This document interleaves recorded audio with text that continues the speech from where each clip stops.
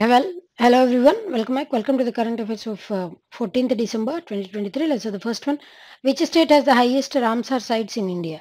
What is that state అండి? It is Tamil Nadu state. టోటల్‌గా 14 Ramsar sites ఉన్నాయండి. మన ఇండియా వరకు మాత్రమే. చూస్తే 14 రామ్సార్ సైట్స్ ఉన్నాయి తమిళనాడులో. అవి ఏమేమి ఉన్నాయి కూడా మనం చూద్దాం. Next slide we have given names also of them. అయితే అసలు రామ్సార్ సైట్ అంటే ఏంటి?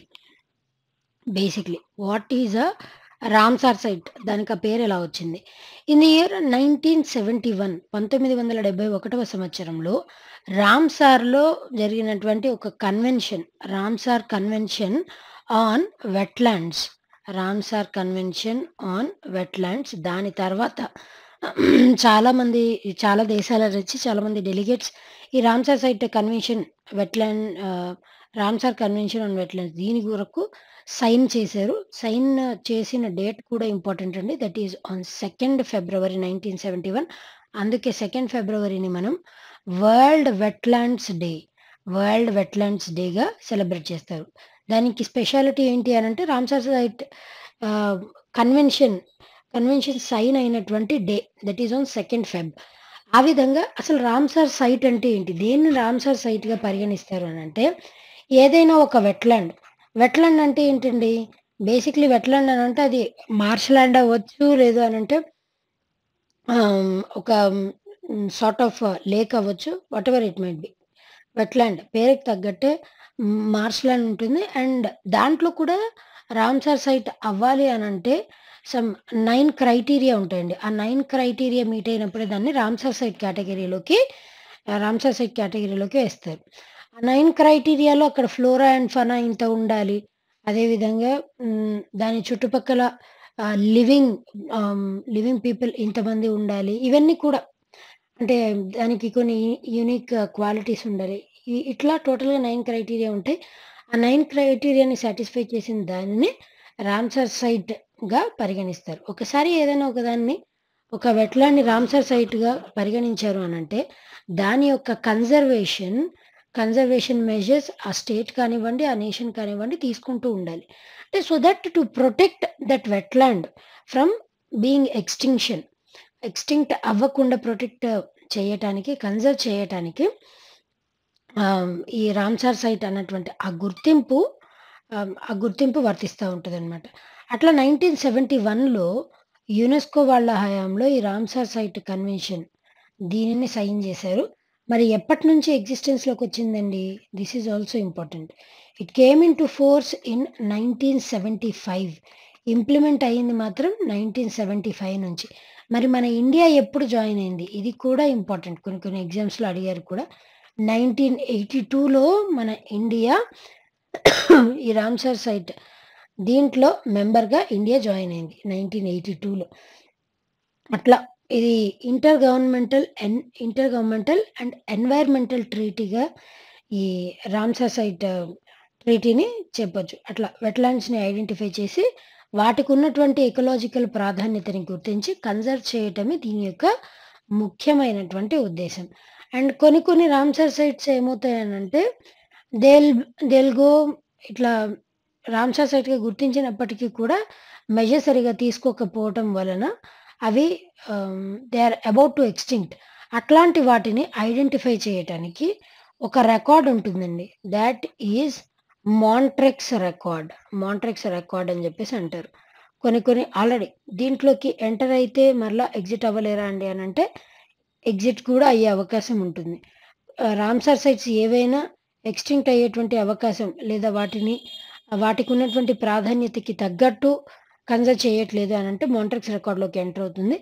మరలా పూర్వ వైభవం ఎప్పుడైతే లభిస్తుందో అప్పుడు it can exit also Montreux record నుంచి. ఇది కూడా ఇంపార్టెంట్. ఒక రిజిస్టర్ లాగా పనిచేస్తా ఉంటుంది ఈ హ్మ్. రామ్సార్ సైట్స్ అన్నిటికి. మొట్టమొదటి రామ్సార్ సైట్ ఫ్రమ్ ఇండియా ఏమేమున్నాయండి? ఓల్డెస్ట్ లేదా first those are Keoladeo national park ఎక్కడుంది? రాజస్థాన్‌లో ఉంది. దీంతో పాటు చిల్కా లేక్ ఫ్రమ్ ఒడిషా. ఈ 2 ఫస్ట్ రామ్సార్ సైట్స్‌గా గుర్తింపు పొందినటువంటి వెట్‌లాండ్స్ ఈ 2 and they are also termed as oldest one. And largest one ఏదండి అని అంటే, largest one among the wetlands that is Sundarbans. West బెంగాల్లో ఉన్నటువంటి Sundarbans largest Ramsar site. West Bengal Sundarbans. Smallest ఏదండి అని అంటే that is Renuka lake. Renuka lake Himachal ప్రదేశ్లో ఉన్నటువంటి Renuka lake that is termed as smallest Ramsar site. ఇట్లా రామ్సార్ సైట్స్ ఆ డే కూడా ఇంపార్టెంట్ అండి. వరల్డ్ వెట్లాండ్స్ డే ఈ పేరు మీదగానే 2 ఫిబ్రవరి నాడు వరల్డ్ వెట్లాండ్స్ డేని కూడా సెలబ్రేట్ చేస్తూ ఉంటారు. This is also important. తమిళనాడులో ఉన్నటువంటి రామ్సార్ సైట్స్ చూద్దామండి. నాగపట్నం అండ్ తిరువూర్ వెట్లాండ్ పేరు వచ్చేసి పాయింట్ క్యాలిమేర్. చెన్నైలో ఉన్నటువంటి వెట్లాండ్ పేరు పల్లికరణి మార్ష్ ల్యాండ్. అట్లానే Vedanthangal bird sanctuary, Karikili bird sanctuary, Pichavaram mangrove, Vellode bird sanctuary, Suchindram, Vembannur, Chitrangudi, gulf of Mannar, Kanjirankulam bird sanctuary, Koonthankulam bird sanctuary, అదేవిధంగా Uday Marthandapuram bird sanctuary, Vaduvur bird sanctuary. ఇవన్నీ టోటల్ 14 రామ్సార్ సైట్స్ అనేవి తమిళనాడు నుంచి ఉన్నాయి. Right, next one, who has been appointed as new chief minister of Rajasthan. రాజస్థాన్కి కొత్త chief minister ఎవరు appoint అయ్యారు? Bhajan Lal Sharma. He is also from BJP party. రీసెంట్గా మనం డిస్కస్ చేసామండి ఛత్తీస్గఢ్. అదేవిధంగా ఛత్తీస్గఢ్ చీఫ్ మినిస్టర్ కూడా from BJP only. And Rajasthan అట్లా డిఫరెంట్ ప్లేసెస్లో జరిగినటువంటి ఎలక్షన్స్లో ఈవెన్ తెలంగాణ స్టేట్ నుంచి Congress government came in to existence. It is Revanth Reddy గారు చీఫ్ మినిస్టర్ అయ్యారు ఆఫ్టర్ కేసీఆర్. అట్లా బీజేపీ నుంచి అయితే ఛత్తీస్గఢ్లో కూడా బీజేపీ గవర్నమెంట్ వచ్చింది. ఈవెన్ రాజస్థాన్లో కూడా బీజేపీ గవర్నమెంటే వచ్చింది. ఈయన first time MLA bhajan Lal Sharma. And ఈయనతో పాటు ఇద్దరు డెప్యూటీ సీఎంస్ని అపాయింట్ చేశారండి. ఆ ఇద్దరు డెప్యూటీ సీఎం ఎవరెవరు ఉన్నారు అని అంటే దియా కుమారి ప్రేమ్చంద్ భైర్వా. వీళ్ళిద్దరూ డెప్యూటీ చీఫ్ మినిస్టర్స్ అన్నమాట. అండ్ స్పీకర్ వచ్చేసి ఎవరండి అని అంటే speaker is Vasudev Devnani is the speaker. ఎప్పుడు స్వేరింగ్ సెరమనీ ఎప్పుడు ఉండబోతుంది అంటే 15th డిసెంబర్ నాడు ఉండబోతుంది. యాజ్ పర్ ఆర్టికల్ 164 ప్రకారం చీఫ్ మినిస్టర్ని ఎవరు అపాయింట్ చేస్తారు అని అంటే గవర్నర్ చీఫ్ మినిస్టర్ని అపాయింట్ చేస్తారు. ఆ చీఫ్ మినిస్టర్ కూడా ఎవరు ఉంటారండి అని అంటే ఆ స్టేట్లో మెజారిటీ ఓట్స్ వచ్చినటువంటి పొలిటికల్ పార్టీ ఏదైతే ఉంటుందో దాని యొక్క లీడర్ని చీఫ్ మినిస్టర్గా ఎన్నుకుంటారు. ఒకవేళ మెజారిటీ రాకపోయినప్పటికీ ఆ పర్సన్ని ఎలక్ట్ చేసుకున్నారు అని అంటే అది కోalition గవర్నమెంట్ త్రూ ఏర్పాటు అయి ఉండాలి. లేదు ఎమ్మెల్యే కానీ ఎమ్మెల్సీ కానీ అయ్యి ఉండకుండా కూడా చీఫ్ మినిస్టర్ అవ్వచ్చు. బట్ చీఫ్ మినిస్టర్ అయినటువంటి విత్ ఇన్ స్పాన్ ఆఫ్ 6 monthsలోనే వాళ్ళు ఎమ్మెల్సీ అయినా అవ్వాలి, ఎమ్మెల్యే అయినా అవ్వాలి. Then only they are going to be eligible as a chief minister and they will continue like that. ఇది వరకు ఉన్నటువంటి అశోక్ గెహ్లోట్ గారిని రీప్లేస్ చేస్తూ రాజస్థాన్కి కొత్త సీఎంగా ఈయన అపాయింట్ అయ్యారు. అండ్ విష్ణు దియో సాయి మనం డిస్కస్ చేసాం, మోహన్ యాదవ్, వీళ్ళిద్దరు కూడా కొత్త సీఎంస్. రాజస్థాన్ క్యాపిటల్ సిటీ ఏంటండి? జైపూర్. దీనినే మనం పింక్ సిటీ అని కూడా పేరు. ఎందుకు అనంటే అక్కడ ఉన్నటువంటి majority of the government buildings and majority of the cultural buildings are of pink colour, అందుకే దానికి పింక్ సిటీ అని పేరు. Right, next one, who has been appointed as a speaker of Telangana legislative assembly. ఎవరిని అపాయింట్ చేశారండి? గద్దం ప్రసాద్ కుమార్ గారిని appoint చేశారు. And speaker యొక్క article legislative అసెంబ్లీకి స్పీకర్గా యాజ్ పర్ ఆర్టికల్ 178 అపాయింట్ చేస్తారండి. ఈవెన్ లోక్సభకి కూడా స్పీకర్ ఉంటారు, రాజ్యసభకి స్పీకర్గా అయితే వైస్ ప్రెసిడెంట్ రాజ్యసభకి స్పీకర్గా ఉంటారు. లోక్సభకి స్పీకర్గా ఎవరున్నారండి? ఓం బిర్లా అట్ ప్రెసెంట్ లోక్సభకి స్పీకర్గా ఉన్నారు యాజ్ పర్ ఆర్టికల్ 93. అట్లా రాజ్యసభకి స్పీకర్గా వైస్ ప్రెసిడెంట్ ఉంటారు కాబట్టి as vice president is Jagdeep Dhankhar. He is a speaker of Rajya Sabha. Like that Gaddam Prasad Kumar గారు ఇది వరకు 2 సార్లు 2 టైమ్ కాంగ్రెస్ ఎమ్మెల్యేగా వికారాబాద్ నుంచి గెలుపొందారు. ఆయన్ని తెలంగాణ లెజిస్లేటివ్ అసెంబ్లీకి స్పీకర్గా ఆయన్ని అపాయింట్ చేశారు. స్పీకర్ మెయిన్ టాస్క్స్ వచ్చేసి ఏంటి అని అంటే ఎప్పుడైనా ఒక సమావేశం జరిగేటప్పుడు like opposition party and A party పవర్లో అయితే ఉన్నదో ఆ పార్టీకి మధ్య జరిగేటువంటి వాగ్వాదాలను కంట్రోల్ చేయడానికి, అదేవిధంగా ఏదైనా ఒక సమావేశాన్ని సజావుగా సాగించేలా చూడాలి అని అంటే it is a responsibility of a speaker. Like that legislative assembly లెవెల్లో అంటే స్టేట్ లెవెల్లో స్పీకర్ ఉంటారు, లోక్సభ లెవెల్లో స్పీకర్ ఉంటారు, రాజ్యసభ లెవెల్లో కూడా స్పీకర్ ఉంటారు. రాజ్యసభ స్పీకర్గా ఎవరు ఉంటారు? కేవలం వైస్ ప్రెసిడెంట్ మాత్రమే రాజ్యసభకి స్పీకర్గా ఉంటారు. Next one, who was honoured with life time achievement award at the power of 1 award 2023 ceremony. ఎవరిని అపాయింట్ చేశారండి? బాన్ కి మూన్ గారికి లైఫ్ టైమ్ అచీవ్మెంట్ అవార్డ్ అనేది అందజేశారు. He was 8th. ఈయన ఇది వరకు యుఎన్కి సెక్రటరీ జనరల్గా పనిచేశారండి. Ban Ki Moon former secretary general of United Nations organisation 8th secretary జనరల్గా పనిచేశారు. అండ్ రీసెంట్గా ఈ పవర్ ఆఫ్ 1 అవార్డ్ ఆయనకు అందజేశారు. జనరల్గా ఎవరికి అందజేస్తూ ఉంటారు ఇట్లాంటివి అని అంటే ఎవరైతే డిప్లొమాటిక్ ఎక్సలెన్స్ని కనబరుస్తారో అలాంటి వ్యక్తులు. కేవలం వాళ్ళు డిప్లొమాట్స్ అయ్యి ఉండాల్సిన అవసరమే లేదండి. ఇట్లా హైయెస్ట్ అథారిటీ వీళ్ళు కూడా అయి ఉండొచ్చు. లైక్ దట్ ముగ్గురు ఈయనతో పాటు ఇంకా ముగ్గురు అదర్ డిస్టింగ్విష్డ్ డిప్లొమాట్స్ని కూడా అపాయింట్ చేశారనమాట. ఆ ముగ్గురు వచ్చేసి ఎవరెవరు ఉన్నారండి? మీర్సాదా ఈయనతో పాటు కిమ్ సూక్ అండ్ మిరోస్లావ్ లజాక్. వీళ్ళ ముగ్గురు కూడా అంబాసిడర్సే. వీళ్ళ ముగ్గురికి బాన్ కి మూన్ గారితో పాటు వీళ్ళ ముగ్గురికి కూడా ఈ ఆనర్ని అందజేశారు. అట్లా ఎవరైతే సెల్ఫ్లెస్ కాంట్రిబ్యూషన్ని అందిస్తారో for perfect peaceful secure world కోసం అలాంటి వాళ్ళని ఐడెంటిఫై చేసి ఈ అవార్డుని అందజేస్తూ ఉంటారు.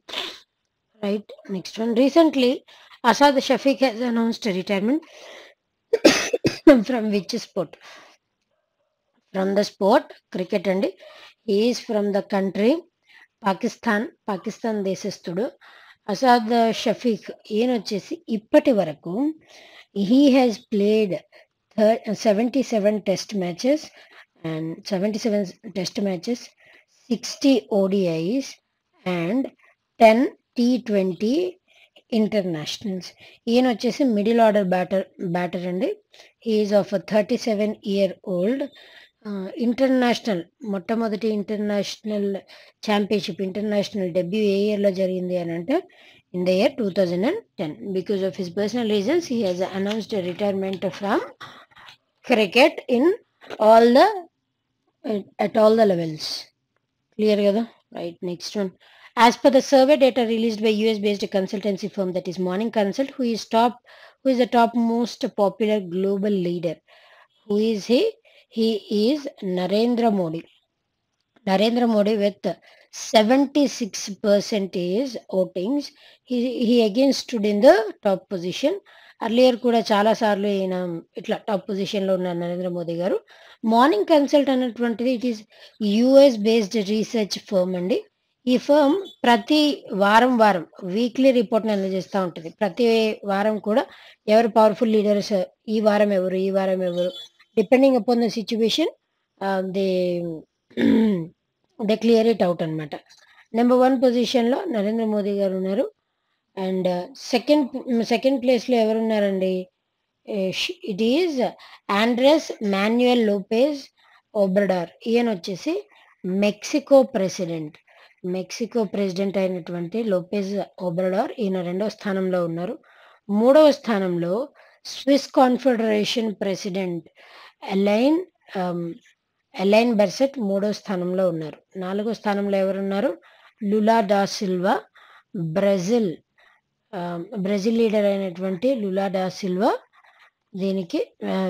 దీంట్లో ఈ ర్యాంకింగ్స్‌లో 4వ స్థానంలో ఉన్నారు.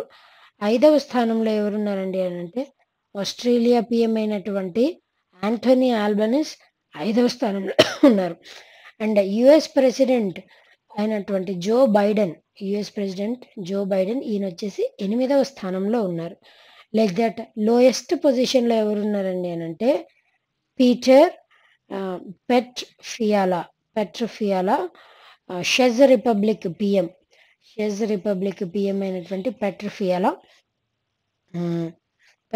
లోయెస్ట్ పొజిషన్‌లో ఉన్నారు విత్ 16% ఓటింగ్స్. ఈ రీసెర్చ్ వచ్చేసి ప్రజల నుంచే ఈ ఓటింగ్స్‌ని తీసుకుంటారండి. ఆ ఓటింగ్స్ నుంచే ఈ పర్సెంటేజ్‌ని క్యాలిక్యులేట్ చేసి 1, 2, 3, 5 టాప్ 10 అట్లా లీస్ట్ ఎవరున్నారు అంచనాని ఇస్తా ఉంటదనమాట. Right. Next one, which state has launched Mahalakshmi scheme? What is that state అండి? It is Telangana state government. ఈ మహాలక్ష్మి స్కీమ్ ద్వారా మహిళలకి, పేరులోనే ఉంది, మహిళలకి బెనిఫిట్స్ని అందజేస్తుంది. ఆ బెనిఫిట్స్ ఇంక్లూడ్స్ వాట్ అండి అని అంటే ఫ్రీ బస్ సర్వీస్ టీఎస్ఆర్టీసీ తరపు నుంచి ఈ పల్లె వెలుగు బస్సుల్లో, అదేవిధంగా ఈవెన్ ఎక్స్ప్రెస్ బస్సుల్లో, విత్ ఇన్ ద సిటీ బస్సెస్లో కూడా ఫ్రీ ఆఫ్ కాస్ట్ మహిళలు ట్రావెల్ చేయొచ్చు. That is one thing. ఇంకొకటి వచ్చేసి మహిళలందరికీ కూడా ప్రతి నెల 2500 రూపీస్ని అందజేస్తుంది గవర్నమెంట్. అండ్ దీనితో పాటు గ్యాస్ సిలిండర్ వచ్చేసి 500 రూపీస్కే గ్యాస్ సిలిండర్ని కూడా అందజేస్తుంది. So these are basically Revanth Reddy గారు పవర్లోకి వచ్చే ముందు 6 గ్యారంటీస్ని ప్రజలకి అందజేస్తామని చెప్పారు. And as he came in to power ఆ 6 గ్యారంటీడ్ ఫెసిలిటీస్ని అందరికీ అందజేయనున్నారు. దాంట్లో మహాలక్ష్మి స్కీమ్ ఒకటి, and even Cheyutha scheme, it is another scheme. ఇది వచ్చేసి రాజీవ్ ఆరోగ్యశ్రీ సీనియర్ సిటిజన్స్ కోసం అని చెప్పేసి మంత్లీ పెన్షన్ 4000 రూపాయలు మాత్రమే కాకుండా 10 లక్షల హెల్త్ కవరేజ్, 10 lakhs హెల్త్ కవరేజ్ని కూడా అందజేస్తుంది. అట్లా టోటల్గా డిఫరెంట్ సెక్టర్స్ నుంచి ఈవెన్ ఇట్లా డిఫరెంట్ స్కీమ్స్ని తెలంగాణ స్టేట్ గవర్నమెంట్ లాంచ్ చేసింది.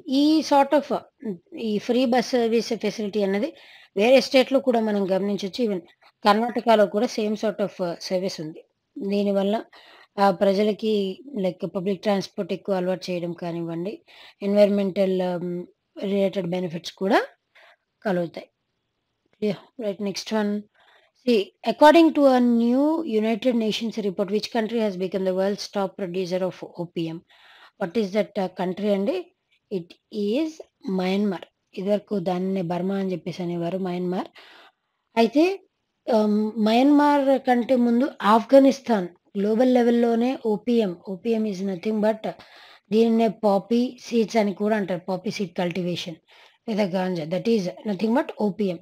ఇది నార్మల్గా అయితే మెడికేషన్స్లో యూజ్ చేస్తారు. మెడిసిన్స్లో ఎందుకు యూజ్ చేస్తారండి అని అంటే ఆ పెయిన్ రిలీవర్గా, పెయిన్ సప్రెసర్గా చాలా తక్కువ అమౌంట్ మెడికేషన్స్లో యూజ్ చేస్తూ ఉంటారు. అదర్ దన్ దట్ చాలామంది డిఫరెంట్ పర్పసెస్కి యూజ్ చేస్తారు. అండ్ ఆఫ్ఘనిస్తాన్లో you all knew that Taliban వాళ్ళు ఆక్రమించిన తర్వాత ఆఫ్ఘనిస్తాన్లో maximum 95% of world level opium అక్కడ నుంచి, ఆఫ్ఘనిస్తాన్ నుంచే వచ్చేది.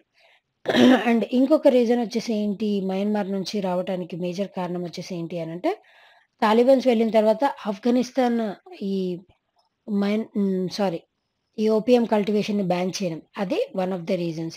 ఇంకొక రీజన్ మయన్మార్‌లో 2021లో మిలిటరీ కూప్ అంటే మిలిటరీ వాళ్ళు అక్కడ గవర్నమెంట్‌ని కొలాప్స్ చేసి వాళ్ళ హయాంలోకి అంటే వాళ్ళ పరిపాలనే కొనసాగేది. That is military coup. Military coup ఏర్పాటవ్వడం వల్ల political, social and economic crisis అనేది ఆహ్, సంభవించింది 2021 తర్వాత. దాన్ని ఓవర్‌కమ్ చేయటానికి కూడా ఈ ఓపీఎం కల్టివేషన్‌ని స్టార్ట్ చేశారు. ఆ విధంగా పావర్టీ వలన, ఎకనామిక్ ఇన్‌స్టెబిలిటీ వలన ఈ ఓపీఎం కల్టివేషన్‌ని కొనసాగించారు. ఈవెన్ మనం మ్యాప్‌లో చూసుకున్నట్లయితే గోల్డెన్ ట్రయాంగిల్, గోల్డెన్ ట్రయాంగిల్ అని ఉంటది. ఇప్పుడు ఫర్ ఎగ్జాంపుల్ ఇండియా మ్యాప్‌ని మనం గమనించినట్లయితే Myanmar, Myanmar, Laos and Thailand. Myanmar, Laos and Thailand.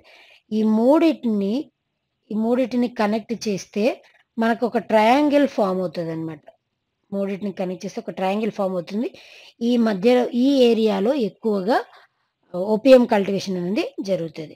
And ఇటు సైడ్ వెస్ట్ సైడ్ వచ్చినట్లయితే Iran, Afghanistan and Pakistan. Iran, Afghanistan and Pakistan ఈ 3 దేశాలొచ్చేసి ఇట్లా క్రిసెంట్, క్రిసెంట్ అంటే తెలుసు కదండీ! నెలవంక. ఆ క్రిసెంట్ షేప్‌లో ఉంటది. ఆ ప్రాంతంలో ఎక్కువగా ఓపీఎం కల్టివేషన్ జరుగుతది. రైట్ సైడ్ వచ్చేసి eastern side top most side golden triangle ఆ ప్రాంతంలో ఎక్కువ. లెఫ్ట్ సైడ్ గమనించినట్లయితే క్రిసెంట్ గోల్డెన్ క్రిసెంట్ ఆ ఫామ్‌లో ఓపీఎం అనేది ఇక్కడ ఎక్కువగా కల్టివేట్ అవుతది. ఇట్లా కూడా మనం గుర్తుపెట్టుకోవచ్చు. Right. Next one. Which country will host the COP 29 summit 2024? What is that country అండి? It is Azerbaijan. Baku Azerbaijan COP 29 summit next summit అక్కడ కండక్ట్ చేయబోతున్నారు. ఈ ఇయర్ కాప్ 28 సమ్మిట్ ఎక్కడ జరిగిందండి? That is important. మనం డిస్కస్ చేసాం. Dubai, UAE. Dubai, యూఏఈలో జరిగింది. కాప్ 27 సమ్మిట్ ఎక్కడ జరిగింది? 2022లో Sharm Sheikh, Sharm Sheikh, Egypt. Sharm Sheikh, ఈజిప్ట్‌లో కాప్ 27 సమ్మిట్ జరిగిందనమాట. And COP 26 summit, COP 26 summit ఎక్కడ జరిగిందండి? Glasgow, UK. గ్లాస్గో, యూకేలో కాప్ 26 సమ్మిట్ అనేది జరిగింది. Even COP 21 summit is important summit that took place in the year 2015. Paris agreement కూడా COP 21 సమ్మిట్‌లోనే sign అయింది. And COP 1 first COP summit ఎక్కడ జరిగింది? 1995లో. ఏ ఇయర్‌లో జరిగింది? 1995లో బెర్లిన్, జర్మనీ క్యాపిటల్ అయినటువంటి బెర్లిన్‌లో కాప్ ఫస్ట్ సమ్మిట్ జరిగింది. కాప్ థర్డ్ సమ్మిట్ 1997లో క్యోటో, జపాన్‌లో జరిగింది. క్యోటో ప్రోటోకాల్‌ని ఇంట్రొడ్యూస్ చేశారు. This is also very, very important అనమాట. అట్లా దీని బ్యాక్‌గ్రౌండ్ చూసినట్లయితే యుఎన్ఎఫ్‌సిసిసి ఇది came into existence in the year 1992. 1992లో దీన్ని అడాప్ట్ చేసుకున్నారు. ఇండియా వచ్చేసి 1993లో జాయిన్ అయింది. And it is implemented in the year 1994. 1994లో ఇది ఎగ్జిస్టెన్స్‌లోకి వచ్చింది. Like that it is important అనమాట. ఫస్ట్ సమ్మిట్ నుంచి ఇప్పటి వరకు ఎక్కడెక్కడ జరిగే previous summits and important COP summits.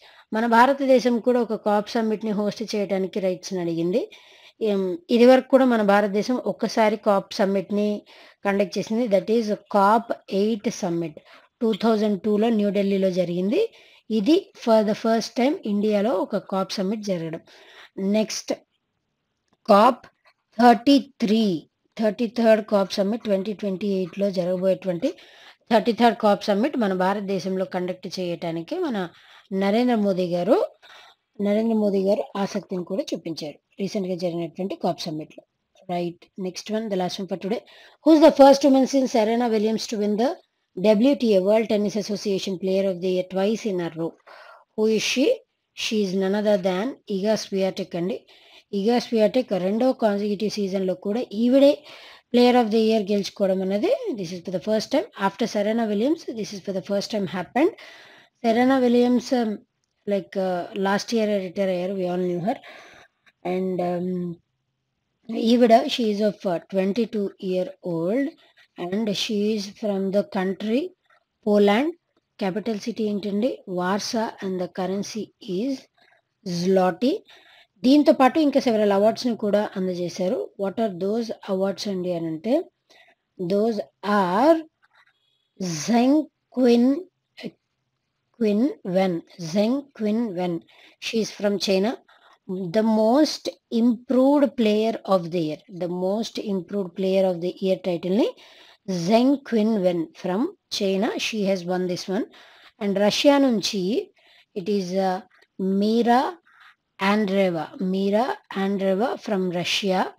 She has won a newcomer of the year. Newcomer of the year title ni ఆవిడ గెలుచుకున్నారు.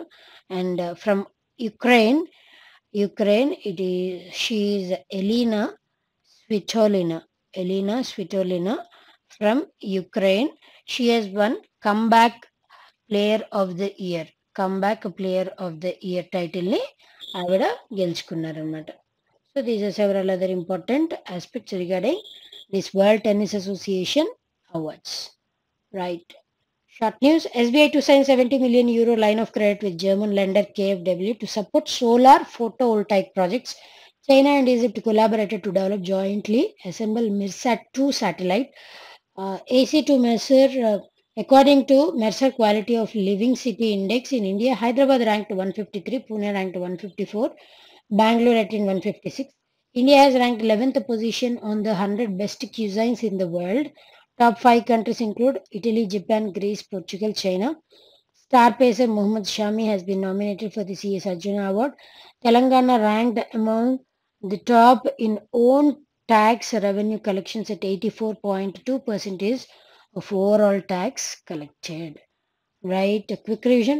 Donald Tusk has been elected as the PM of Poland.